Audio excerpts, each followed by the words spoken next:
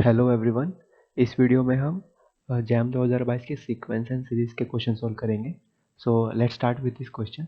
इस क्वेश्चन में हमें ये सीरीज़ गिवन है और हमें इसका रेडियस ऑफ कन्वर्जेंस निकालना है।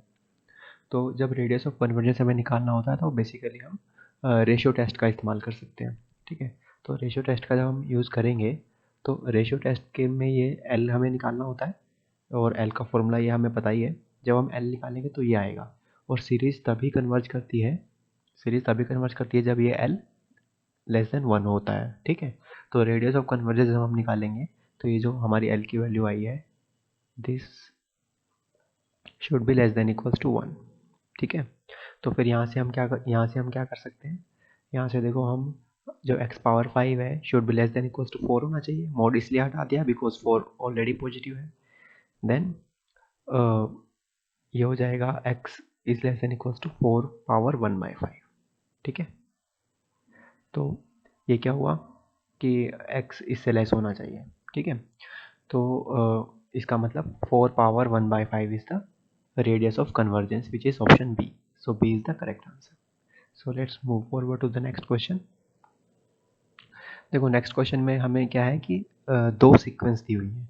पहले x1 और y1 डिफाइन किया, फिर x जो मतलब कि x की सीक्वेंस है वो इस तरह से डिफाइन की और y की सीक्वेंस इस तरह से डिफाइन की। ठीक है, अब हमें बताना है कि इनमें से कौन कन्वर्ज करती है कौन नहीं करती और इनकी लिमिट्स जो है कन्वर्ज करने की वो बराबर है या नहीं। ठीक है, तो सबसे पहले x की बात कर लेते हैं। ठीक है, x देखो क्या है, असल में इन दोनों नंबर्स का अलजेब्राइक मीन है और y क्या है, इन दोनों नंबर्स का ज्योमेट्रिक मीन है। और algebraic mean always greater than equal to geometric mean. तो इससे हमें क्या पता चल गया कि जो एक्स एन है वो ग्रेटर देन वाई एन होगा फॉर ऑल एन, है ना। ये तो होना ही है क्योंकि अलजेब्राइक मीन जियोमेट्रिक मीन से कम रहेगा। और स्टार्टिंग में भी एक्स बड़ा है तो, और स्टार्टिंग में बड़ा है और बाद में ये फॉर्मूला है, तो इसका मतलब हमेशा ही बड़ा रहेगा। ठीक है, अब क्या करना है, अब जब एक्स एन प्लस वन हम निकालेंगे तो X N plus Y N, अगर मैं वाई एन की जगह एक्स एन रख दूँ तो बाई 2 करूँ तो क्या होगा। तो इस इक्वल के साइन पे क्या फ़र्क पड़ेगा। देखो, पहले वाई एन था, वाई एन की जगह एक्स एन रख दिया और वाई एन और एक्स एन में ये क्या कहते हैं, ये डिफरेंस है। इसका मतलब मैंने छोटी टर्म हटा के बड़ी टर्म रख दी और बड़ी टर्म रख दी मतलब ये साइड बड़ी हो गई और ये साइड बड़ी हो गई मतलब लेस देन इक्वल टू का साइन आ गया। ठीक है, लेस देन इक्वल टू का साइन आ गया, या फिर सिंपली कहें तो लेस देन का साइन आ गया बिकॉज यहाँ इक्वलिटी नहीं है। देन अब क्या होगा कि यहाँ से हमें क्या पता चल गया कि X N plus one is less than X N, यानी कि जो एक्स एन है वो एक डिक्रीजिंग सीक्वेंस है ना, स्ट्रिक्टली डिक्रीजिंग सीक्वेंस है। अच्छा, डिक्रीजिंग सीक्वेंस है लेकिन एक्स एन हमेशा पॉजिटिव रहेगी क्योंकि वाई एन और एक्स एन दोनों पॉजिटिव है। तो एक ऐसी सीक्वेंस जो स्ट्रिक्टली डिक्रीजिंग है और पॉजिटिव नंबर्स की है, यानी बाउंडेड बेलो है, बाउंडेड बेलो एंड डिक्रीजिंग, तो इसका मतलब उसको कन्वर्जेंट होना पड़ता है। ठीक है, that means X N is convergent. तो हम अभी इस कंक्लूजन पे पहुंचे हैं that X N is convergent. ठीक है, अब देखते हैं कि वाई एन कन्वर्जेंट है या नहीं। ठीक है, अब देखो वाई एन जो है वो क्या है, Y N plus one is equals to under root X N Y N. अगर मैं एक्स एन की जगह वाई एन रख दूँ तो क्या होगा। अब इसका मतलब मैंने छोटी बड़ी टर्म हटा के छोटी टर्म रख दी, इसका मतलब ये ग्रेटर देन का साइन आ जाएगा और Y N into Y N का स्क्वायर फिर अंडर रूट करेंगे तो वाई एन हो जाएगा। इसका मतलब जो वाई एन है वो एक क्या कहते हैं, इंक्रीजिंग सीक्वेंस है। ठीक है ना, स्ट्रिक्टली इंक्रीजिंग है, लेकिन इंक्रीजिंग तो है बट ये बाउंडेड अबव है क्योंकि देखो कोई भी क्योंकि देखो एक्स एन जो है, ठीक है, वो इनिशियली वन से कम है, मतलब वन है, इनिशियली वन है और बाद में कम हो रहा है वन से, क्योंकि एक्स एन हमने बोला था डिक्रीजिंग है, तो मतलब ये जो टर्म है वो वन से कम रहेगी आने वाले टाइम में, वन या वन से कम रहेगी। और वाई जो है वो शुरू कर रहा है 1/2 से, ऑलरेडी वन से कम है, तो ये भी वन से कम रहेगा आने वाले टाइम में क्योंकि वन से कम वाले नंबर से मल्टीप्लाई किया जा रहा है इसको और फिर अंडर रूट लिया जा रहा है, तो जो भी आएगा वो वन से कम ही आएगा। तो इसका मतलब वाई एन जो है वो हमेशा वन से कम रहेगा। ठीक है, अब इंक्रीजिंग है लेकिन 1 से कम रहेगा, ठीक है, इंक्रीजिंग है और बाउंडेड अबव है, इसका मतलब वाई एन को भी कन्वर्ज करना पड़ेगा। तो वाई एन भी क्या हो गया, कन्वर्जेंट हो गया। देखो एक्स एन डिक्रीजिंग था लेकिन बाउंडेड बेलो था इसलिए कन्वर्ज किया, लेकिन वाई एन इंक्रीजिंग है और बाउंडेड अबव है इसलिए ये भी कन्वर्जेंट है, दोनों कन्वर्जेंट हो गए। अब ये देखना है कि ये होगा या ये होगा, है ना। देखो ये हमें सीधा सीधा क्या सजेस्ट कर रहा है, ये हमें सीधा सीधा ये सजेस्ट कर रहा है कि नेक्स्ट हमें अगर एक्स एन प्लस वन चाहिए तो हमें वाई एन के नज़दीक जाना पड़ रहा है, ठीक है ना। जैसे बाइसेक्शन मेथड में होता है ना कि जैसे अगर ये रूट निकालना है तो इसका और इसका मीन निकाल के हम देखते हैं अच्छा यहाँ आ रहा है, फिर उसका और उसका मीन करते हैं, तो मतलब ऐसे धीरे धीरे करके हम बाइसेक्ट कर करके रूट के करीब पहुँचते हैं। ऐसे यहाँ पे क्या है कि एक्स एन जो है वो धीरे धीरे वाई एन के करीब जा रहा है, क्योंकि हम वाई एन के साथ उसका सम करके डिवाइड बाई टू कर रहे हैं, मतलब जो next X N plus one आया वो वाई एन के और नज़दीक होगा, तो एक्स एन जो है वो वाई एन पे अप्रोच कर रहा है as N tends to infinity, ठीक है। तो इसका मतलब क्या हुआ, जो लिमिट होंगी वो इनकी बराबर होंगी, और इसीलिए option D is the right answer. इस क्वेश्चन में हमें ए एन और बी एन गिवन है और हमें बताना है कि इनमें से कौन सी सीरीज़ जो है कन्वर्ज करती है या डाइवर्ज करती है। तो पहले ए एन को ले लेते हैं हम।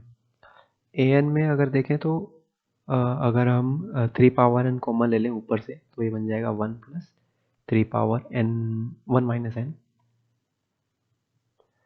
1 माइनस एन, और नीचे से 5 पावर एन कॉमन ले लें तो ये बन जाएगा 1 माइनस 1 ओ 5 पावर 1 माइनस एन, ठीक है।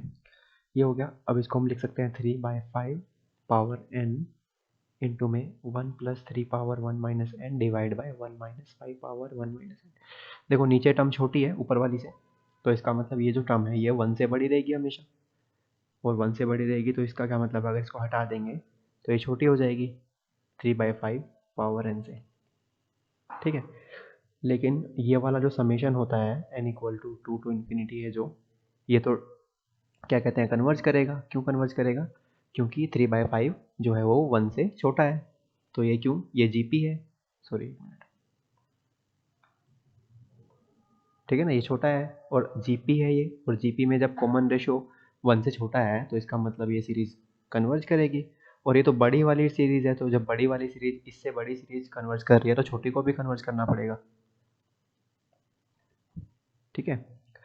तो इसलिए ये भी हो जाए, ये भी कन्वर्जेंट हो जाएगी, ठीक है। तो इसलिए ए एन की से जो सीरीज बनेगी वो तो हो जाएगी कन्वर्जेंट बाय कंपैरिजन टेस्ट, तो ए एन इज कन्वर्जेंट, ठीक है। अब बी एन को देख लेते हैं। बी एन के लिए हमें लिमिट कंपैरिजन टेस्ट यूज़ करना पड़ेगा, ठीक है। तो देखो सबसे पहले क्या करते हैं, एन कॉमन ले लेते हैं मान लो, तो बी एन क्या बन गया इज इक्वल्स टू 1 बाय 1, अच्छा इसको थोड़ा ताकि नाम नेम में कन्फ्यूजन ना हो जब हम लिमिट कंपैरिजन टेस्ट यूज़ करेंगे, तो इसको अभी ए एन ही नाम देते हैं। You will get why I am doing this. अच्छा 1 by 1 plus N N square power 1/4 ये है। इसमें से हमें एन कॉमन लेना है बाहर, ठीक है। तो क्या बनेगा, एन अगर बाहर कॉमन ले लेंगे तो बन जाएगा अंदर से एन पावर 4 कॉमन आएगा क्योंकि पावर 1/4 है ना, इसलिए तो ये हो जाएगा 1 by N power 4 plus 1 by N square इसकी पावर 1/4, ये बनेगा हमारा। अब अगर हम लिमिट कंपैरिजन टेस्ट देखें तो अगर हम एक और क्या कहते हैं सीक्वेंस लेके आए बी एन, लेट से 1 बाय एन, तो अगर ए एन बाय बी एन की लिमिट जो है अगर वो 0 से बड़ी है और फाइनाइट है, तब क्या होगा, a n is convergent if and only b n is convergent. अगर 0 है ये लिमिट तो बी एन का कन्वर्ज करना ए एन के कन्वर्ज को इम्प्लाई कर देगा, और अगर ये लिमिट इन्फिनिटी है तब क्या होगा, तब अगर बी एन डाइवर्स कर रहा है तो ए एन को भी डाइवर्स करना होगा, ठीक है। तो अब ये लिमिट निकालते हैं A N by B N की। जब A N by B N निकालेंगे तो इसके divide A N by B N करूँगा तो इसके डिवाइड में 1 बाय एन करना होगा, वो एन ऊपर चला जाएगा, फिर एन से एन कैंसिल हो जाएगा, तो ये बचेगा 1 बाय दिस। अब दोनों साइड अगर लिमिट ले लेता हूँ, limit N tends to infinity कर देता हूँ, तो क्या हो रहा है, limit N tends to infinity infinity पे देखो 1 बाय इन्फिनिटी ये भी 0 हो रहा है, 1 बाय इन्फिनिटी ये भी 0 हो रहा है, 1 बाय 0 बन रहा है, इसका मतलब ये जो लिमिट है ये इन्फिनिटी आ रही है। और इन्फिनिटी के केस में क्या करना है, इन्फिनिटी केस में अगर बी एन वाली सीरीज डाइवर्जेंट है तो ए एन वाली सीरीज को भी डाइवर्जेंट होना होगा, और बी एन वाली सीरीज तो ऑब्वियसली डाइवर्जेंट है, क्योंकि हमें पता है 1/n डाइवर्जेंट होती है बाई पी टेस्ट। तो इसका क्या मतलब हुआ कि बी एन वाली जो बी एन की जो सीरीज होगी वो भी डाइवर्जेंट होगी। ठीक है, तो फाइनल आंसर क्या हो गया, a n is convergent and b n is divergent. ठीक है, तो c is the right answer. अब इस क्वेश्चन में देखते हैं। इस क्वेश्चन में भी देखो हम वही करेंगे, लिमिट कंपैरिजन टेस्ट ही यूज़ करेंगे। ठीक है, ये सीरीज़ है और हमें बताना है कि इनमें से किस वैल्यूज़ के लिए ये जो सीरीज़ है ये क्या कहते हैं, कन्वर्ज करती है या नहीं कन्वर्ज करती है। ठीक है, कि इनमें एम और पी की किस वैल्यू के लिए। ठीक है, चलो अब क्या करते हैं, एम को ले लेते हैं। अच्छा, अभी हम कुछ नहीं करते बेसिकली, हम क्या करते हैं ना, एक बी एन सिक्वेंस बनाते हैं। पहले तो ये ए एन जो गिवन है उसको तो लिख ही लेते हैं, सॉरी ए एन को तो लिख ही लेते हैं, 1/n⁻m 1+1/n⁻p, इसको तो लिख ही लिया। एक बी एन और लेके आए विच इज़ 1/n⁻m। ठीक है, एक मिनट हो गया। अब क्या करना है, अब देखो a n equal to this, b n equal to this. अब a N by B n अगर हम निकालें तो ऊपर एन पावर एम आ जाएगा। एक मिनट, हाँ ऊपर एन पावर एम आ जाएगा और एन पावर एम से एन पावर एम कैंसिल भी हो जाएगा। तो ये, और अब अगर लिमिट लें तो limit N tends to infinity अगर ले लें तो अब होगा क्या, अब ये होगा, ये जो लिमिट है ये पी पे डिपेंड करेगी। ठीक है, मान लो पी जो है वो जीरो से बड़ा है। अगर पी जीरो से बड़ा है तो इसका मतलब नीचे इन्फिनिटी बन जाएगा एन को बढ़ाने से। तो 1/∞, ये टर्म जीरो हो जाएगी तो लिमिट आ जाएगी 1। ठीक है, तो देखो अगर पी बड़ा है जीरो से, इसको यहाँ पे साइड में लिख लेते हैं कि अगर P is greater than zero तब जो A N by B N की जो लिमिट है वो आ रही है 1। ठीक है, अब अगर पी जीरो से छोटा है, अगर देखो पी जीरो से छोटा है तो फिर क्या होगा, यानी पी नेगेटिव है तो इसका मतलब एन पावर माइनस पी करना पड़ेगा, है ना। अब ये माइनस पी पॉजिटिव हो गया और अब एन बढ़ाएंगे तो ये पूरा इन्फिनिटी पे जाएगा और 1/∞, तब लिमिट जीरो हो जाएगी।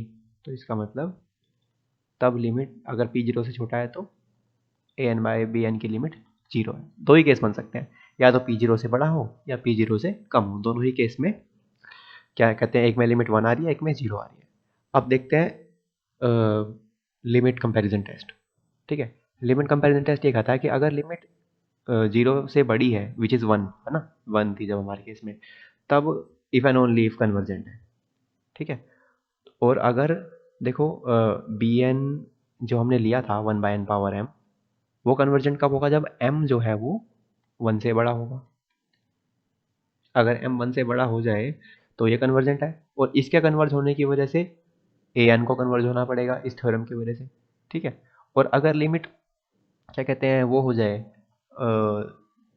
अगर पी लेस देन जीरो, अगर लिमिट जीरो हो जाए ये वाली, तो जीरो के केस में क्या हो रहा है, जीरो केस में एक साइड से कन्वर्जेंस आ रही है सिर्फ, यानी कि बी एन की कन्वर्जेंस इंप्लाई कर रही है ए एन की कन्वर्जेंस को, यानी फिर से वही बात हो रही है, बी एन की कन्वर्जेंस इंप्लाई कर रही है ए एन की कन्वर्जेंस को। तो इसका मतलब एम अगर 1 से बड़ा है तो पी कुछ भी हुए, पी कुछ भी हो हमें कोई दिक्कत नहीं है, मतलब कि एम अगर 1 से बड़ा है तो इतना सफिशिएंट है for this series to be convergent. तो इसका मतलब सिर्फ M greater than 1 is the right answer. Now next question is this. इस क्वेश्चन में देखो पहले तो समेशन करना है एन तक, और फिर जब समेशन करने के बाद एन तक समेशन कर लोगे तो ऑब्वियसली वो एन का फंक्शन आएगा, है ना, और फिर उसमें लिमिट लेनी है एन के ऊपर। ठीक है, बट ये इतना इजी नहीं है, क्योंकि अगर तुम पहले एन तक समेशन करना चाहोगे, देखो समेशन तो क्या कहते हैं के पे है ना, तो हम इसको बाहर भी ले सकते हैं वैसे तो, देखो limit N tends to infinity, क्योंकि समेशन के पे है तो √n+1 -√n बाहर भी ले सकते हो, और फिर अंदर क्या बन जाएगा, समेशन के इक्वल्स टू 2 to n और 1/k × ln k²। अब इसको भी अगर हम कैलकुलेट कर लेते तो फिर जो भी आएगा हम उस पर क्या कहते हैं, अगर तुम इसको कैलकुलेट कर पाते हो तो फिर जो भी आएगा उस पर एन टेंस टू इन्फिनिटी कर देना, तुम्हारा आंसर आ जाएगा। लेकिन मेरे से तो ये कैलकुलेट नहीं हुआ, like I couldn't calculate it, but I have a different way. ठीक है, देखो अगर हम ध्यान से देखें, अगर n बढ़ेगा तो ये जो दोनों टर्म्स हैं, ये वाली, ये करीब आएंगी, है ना, ये आपस में नज़दीक आएंगे, और ये आपस में नज़दीक आएंगी तो मतलब समेशन में जो टर्म्स ऐड हो रही हैं वो छोटी छोटी टर्म्स होंगी, बहुत ही छोटी छोटी छोटी छोटी, और n अगर इन्फिनिटी पे जाएगा तो ये डिफरेंस तो बिल्कुल ही जीरो जीरो की तरफ जा रहा है ना। तो इसको मैथमेटिकली देखो हम कैसे कर सकते हैं कि जो समेशन है ना उसकी लिमिट ले लो k equal to to infinity, और ये जो लिमिट है इसको ले जाओ अंदर। तो अब क्या होगा, ये हो गया, ठीक है। अब क्या करना है, अब इसको रैशनलाइज कर देते हैं, ठीक है, under root N plus one plus under root N divide by under root N plus one plus under root N. तो रैशनलाइज करने से क्या हो गया, अब रैशनलाइज करने से क्या, देखो क्या हो गया, k equal to two to infinity, अब limit N tends to infinity, अब इसका स्क्वायर माइनस इसका स्क्वायर, ऊपर तो वन ही बच गया और नीचे क्या बच गया, under root N plus one, और under root N plus one plus under root n into में something this one by k into l n k का होल स्क्वायर। अब ये जो लिमिट मैं लगा रहा हूँ, जब देखो ये तो फाइनाइट क्वांटिटी है, ठीक है, जब ये लिमिट लगा तो ये वन बाय इन्फिनिटी हो रहा है यहाँ पे, जब ये लिमिट लगा रहे हैं तो, और ये जीरो हो रहा है, इसका मतलब अंदर जो समेशन बचेगा जब एंड इन्फिनिटी पे जाएगा, वो अंदर समेशन वाली टर्म ही जीरो हो रही है, और फिर जीरो को इन्फिनिटी टाइम्स ऐड करोगे तो जीरो ही आएगा, तो इसलिए आंसर इज जीरो, ठीक है। अब इस क्वेश्चन को देख लेते हैं। इसमें देखो ये जो क्वेश्चन है, सॉरी, ये एफ एक्स की वैल्यू दी हुई है एक तरह से हमें, ठीक है ना, ये देखो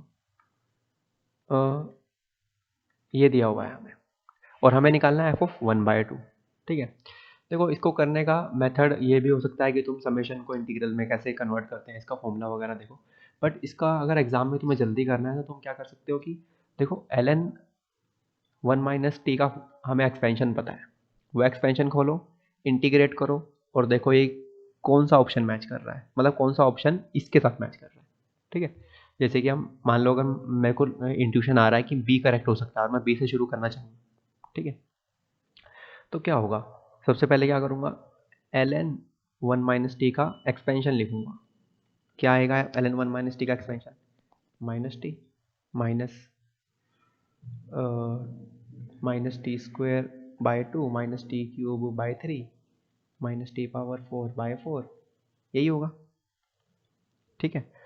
अब इसको मुझे टी से डिवाइड भी करना है, देखो अगर टी से डिवाइड कर दिया तो minus one minus T by to minus T square by three minus t power three by four, यही तो होगा, ठीक है, ये हो गया।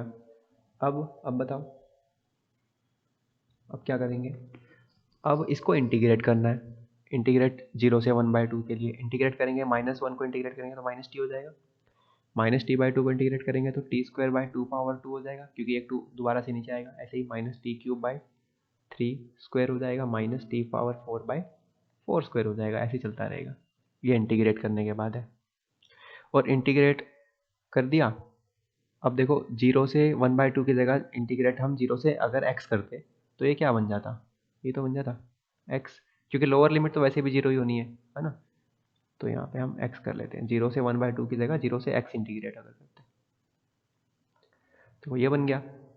अब एक माइनस हो रहा है बाहर, उस माइनस को भी लगा देते हैं, तो बन जाएगा एक्स प्लस क्या कहते हैं, x square by to square plus x cube by three square plus x power four by four square, ऐसे चलता रहेगा।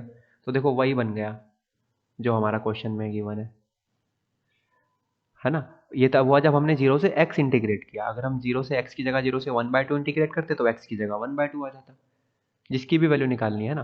तो अब F of one by two क्या होगा, यही वाला होगा, मतलब कि क्योंकि वन बाई टू तक इंटीग्रेट करना, अगर कोई भी वैल्यू दी होती, जैसे कि एक्स एफ अगर वन बाई थ्री पे पूछा होता तो यहाँ पे वन बाई थ्री तक इंटीग्रेट करना होता, क्योंकि लोअर लिमिट जो होगी इसमें वो पूरी की पूरी जीरो ही हो रही है, ठीक है। तो ये वाला ऑप्शन मैच कर गया। ऐसे तुम इसका एक्सपेंशन करते तो आता कुछ कुछ ऐसा ही, बट एग्जैक्ट मैच नहीं करता, है ना। इसका भी करोगे तो कुछ कुछ आ जाएगा इंटीग्रेट, इसको एक्सपेंशन खोलोगे, फिर टी से मल्टीप्लाई करोगे, फिर इंटीग्रेट करोगे, तो तुम्हें पता चलेगा कि आ रहा है ऐसा, लेकिन एग्जैक्ट ये नहीं आ रहा है ना। तो जिसमें एग्जैक्ट आ जाए, that will be the right answer. So this is it for the part 1, and thanks for watching.